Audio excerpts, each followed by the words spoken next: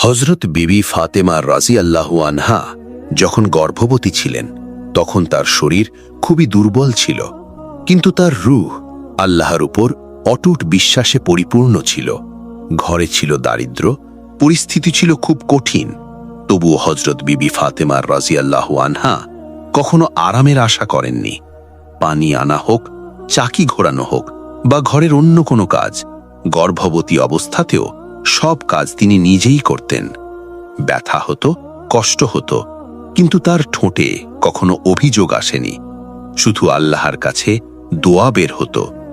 যখন রাসূলে পাক সাল্লাল্লাহু আলাইহি ওয়াসাল্লাম তার প্রিয় কন্যাকে এই অবস্থায় দেখতেন তখন তার চোখ ভিজে যেত।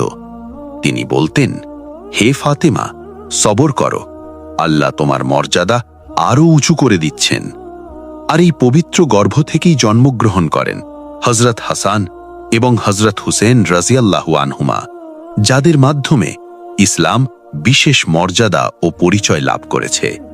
এই গর্ভ শুধু একটি সন্তানের গর্ভ ছিল না, এটি ছিল সবর, কুরবানি এবং জান্নাতের সুগন্ধে ভরা এক পবিত্র আমানত।